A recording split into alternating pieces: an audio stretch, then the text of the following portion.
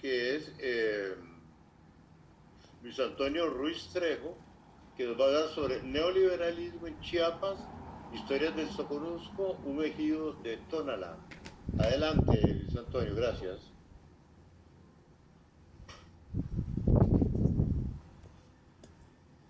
Muy buenas tardes a todos. Un gusto, un honor estar aquí ante tan honorable y prestigioso invitados, ponentes, moderadores, organizadores. Y pues comparto si me pueden confirmar si se ve con la presentación.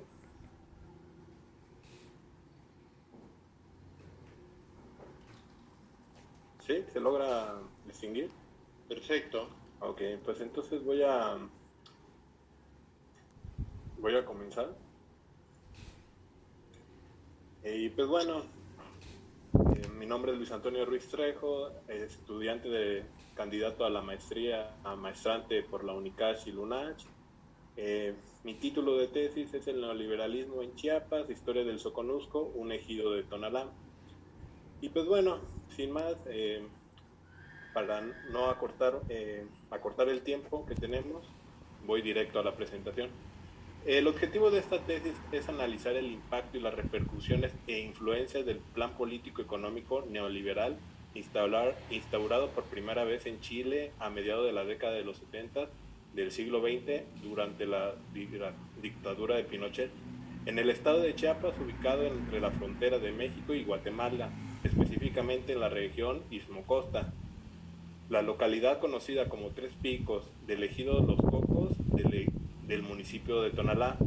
La quimera del desarrollo libertario tiene resultados contrastados entre los que viven el sueño utópico capitalista y los que no, conformados estos últimos por la mayoría de la población mundial, una distopía en toda regla, donde la corrupción, la miseria, el racismo, la marginación, el clasismo y el nepotismo son imperantes y sin un cambio aparente en el horizonte, o por lo menos la discusión pertinente ante tal problemática. Los buitres trajeados que vuelan sobre Chiapas prometen el progreso con cada nueva campaña electoral, terminando acrecentando la marginalidad y el rezago, sin saber qué hacer más que mordisquear al moribundo Estado, representando una viva imagen de cómo ha fracasado rotundamente las reformas en pro del avance, el progreso y el bienestar. Una distopía en toda regla, con una clase acaudalada que algunos miembros despilfarran con aires faraónicos y despóticos, acompañado de un perfume repulsivo de racismo colonial añejo, explotando a la mayoría de sus conciudadanos con los que no se identifican a la vez que los repudian y discriminan. El caso chiapaneco muestra la realidad de esta distopía a flor de piel. Por todo el mundo se ha propagado una imagen folclórica y pintoresca del estado de Chiapas, protagonizada por los zapatistas de los Altos, mientras las remanentes regiones quedan opacadas y alejadas de los reflectores. Los sexenios transcurren y no pasa absolutamente nada. Solo los índices de subdesarrollo acrecientan junto a la migración al norte, acrecentando desde la sublimación del EZLN en el 94. El descuidado llamado tercer mundo opta por emigrar al primer mundo en busca de mejores oportunidades de bienestar, al no tener una vía alterna para mejorar su calidad de vida en su región de origen, provocado por las diversas contradicciones e insostenibilidad del propio sistema reactor mundial instaurado desde la impronta colonial, consolidado en el México independiente durante el Porfiriato y actualmente en su versión más surreal del desarrollo libertario con las remesas. La plusvalía que detectaba Marx en la producción del capital llegaba más allá de la industria al abarcar todo el sistema. Este intercambio no recíproco se extiende hasta las relaciones de los acuerdos y negociaciones internacionales. En el siglo XX, esta doctrina de beneficio no mutuo entre los países ahora denominados desarrollados y subdesarrollados por las naciones hegemónicas de turno se le denomina neoliberalismo. Las políticas neoliberales se pueden entender como la herencia de un desajuste mundial, el desmantelamiento del estado de bienestar, el asistencialismo tecnócrata reemplazando al corporativismo cardenista en México, crecimiento sin desarrollo el endeudamiento con el Fondo Mundial Monetario o el libre juego internacional entre los monopolios y oligopolios. El desarrollado saca el máximo beneficio del negocio y el subdesarrollado lo mínimo, como dictan las prácticas empresariales o como lo llamó Marx en su contexto, plusvalía. Estas ganancias desproporcionales, al igual que las condiciones de trabajo en todo el proceso productivo, evidencian las características particulares del modo de producción capitalista desde hace siglos e imperante en nuestro presente. La percepción egocéntrica del occidentalismo de encajar en su molde homogenizador en el mosaico multiheterogéneo del planeta en el siglo XX lo clasificó como desarrollado y subdesarrollado.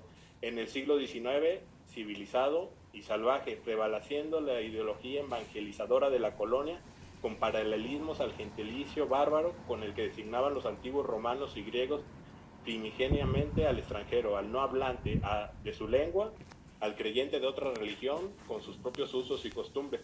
En resumidas cuentas, el extraño separándolo del yo y del nosotros con su idea de superioridad cultural, justificando su intervención, su yugación paternalismo y la implementación del modo de producción dominante. No obstante, todo este contexto macrohistórico, sociopolítico, económico, conceptual, teórico y ontológico, realmente, ¿cómo afecta las vivencias y cotidianidades del objeto de estudio? En este caso, Tres Picos, localidad del Ejido de Los Cocos, municipio de Tonalá, del estado de Chiapas, México.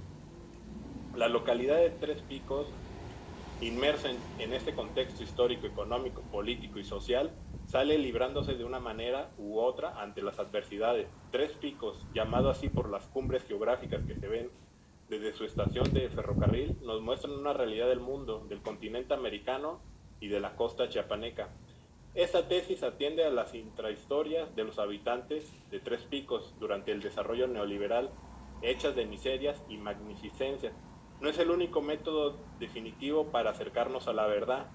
Piqueira advierte que la única manera de dialogar con el pasado consiste en intentar diversos acercamientos, multiplicarlos a sabiendas de que será imposible articularlos en una síntesis única y definitiva. Para Unamuno, al conjugar el espectro macro y micro, nos acercamos lo más posible a la realidad, por sumirse en el fondo eterno y universal de la humanidad, que es la más honda y fecunda idea donde se confunden los dos mundos, por cuyo misterio brota el ideal de la realidad, de la naturaleza y el arte.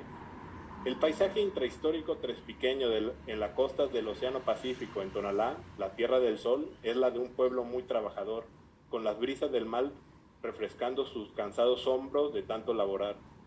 Un calor de ensueño, provocado por la gente en su grata manera de tratar, gente sencilla y amigable, gente difícil de olvidar, escribe el poeta de Tuxtla Chico, residente en Tres Picos, Jesús Álvarez Chávez. La localidad, aunque no esté conectada ni una playa directamente, goza y padece del ritmo de la vida de la costa chiapaneca. Cuando el sol sale, terminan sus labores por respeto y temor de estar enfrentada a él. Los más laboriosos y necesitados consiguen alguna faena aparte donde ocuparse y los que no descansan amenamente a la sombra de una hamaca, de preferencia con una bebida refrescante a la orilla del mar, disfrutando su brisa. Tres Picos cuenta con todo eso, exceptuando el mar. El trespiqueño promedio tiene una parcela en la que labora por su propio beneficio, sin obtener lo suficiente para mantenerse en la mayoría de los casos, por lo que optan por conseguir ingresos de todos los modos posibles a su alcance. La inversión extranjera nunca llegó a Tres Picos y los que emigraron tienen que ingeniárselas para sobrevivir a la ecuación neoliberal. Tres Picos está lejos de los ideales financieros e inversionistas capitalistas.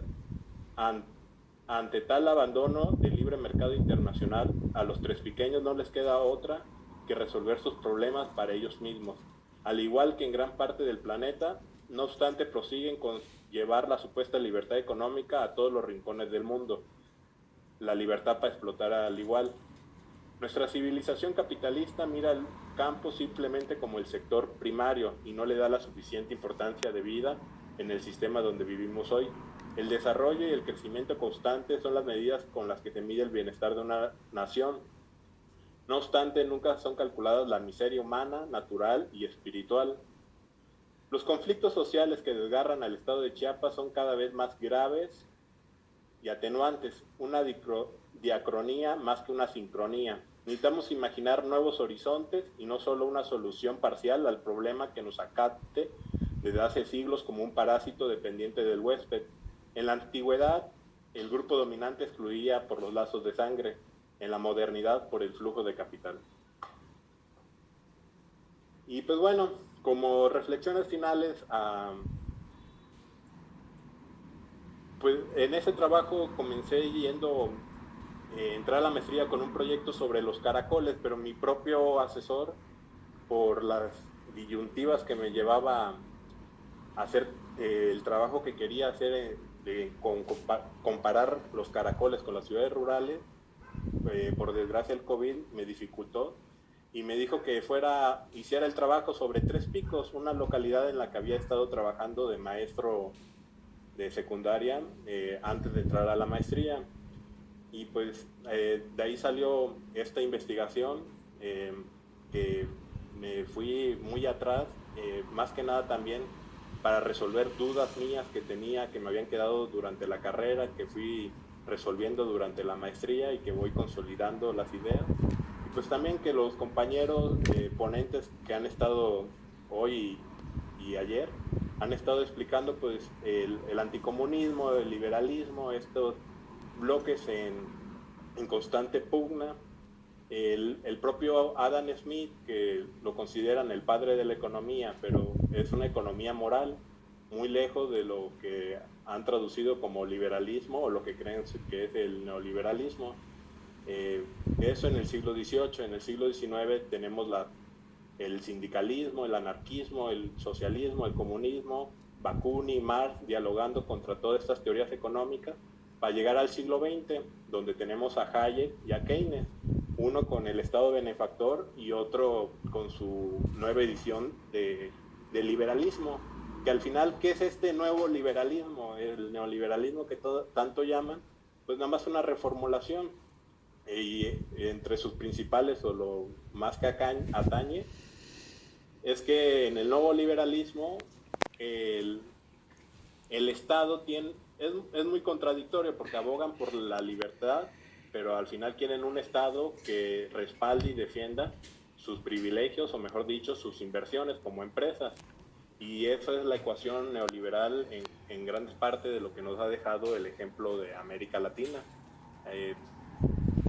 En vez de haber reducido los márgenes de desigualdad social, económica, ha sido todo lo contrario, se ha aumentado. Y como estaba diciendo anteriormente el compañero, me hizo mucho pensar ahorita en esta lucha entre monárquicos, libertarios, liberales, conservadores, qué realmente es lo que pasó, ese mundo conservador, quiénes eran realmente los conservadores, ese antiguo régimen, los monárquicos, los reyes, y pues realmente ahorita quiénes son los liberales. Actualmente nuestro presidente, bueno, es que hablar de política, él dice que es un antineoliberalista, pero a la vez es un férrimo enemigo de los conservadores, y él mismo se declara liberal, unas contradicciones muy grandes, porque en México el liberalismo se empezó con la guerra de reforma. Juárez, el actor más famoso de esta época, pero ¿en qué terminan todas las reformas de Juárez y Lerdo? Terminan en el porfiriato, quienes realmente estaban preparados para este cambio del antiguo régimen. Pues realmente estamos viendo un cambio de monarquía a los que tenían un mayor capital, y eso es que estoy hablando del siglo XIX. Para el siglo XX o nuestra actualidad, pues el trespequeño no está tan lejos de este discurso, sigue con lo mismo, no pareciera una solución. Es muy curioso que en Tres Picos, algo que me llamó mucho la atención, en el 94 constitucionalmente se eliminó el ejido, terminando la repartición de la Revolución Mexicana. Sin embargo, en Tres Picos, los que no son ejidatarios del ejido protestan porque no tienen los privilegios que tienen los ejidatarios y quisieran que fueran más iguales sus privilegios que tienen a la hora de tomar decisiones en su localidad. Y bueno, estamos en esa pugna realmente del ejido. ¿Qué es el ejido realmente? Se habla de la revolución, se habla del siglo XIX, se habla desde la colonia. Hay algunos que se atreven a hablar de que es más antiguo, pero hay que reconocer que el ejido como tal, o lo que se piensa como colectivo, es algo colonial, no es no es algo prehispánico.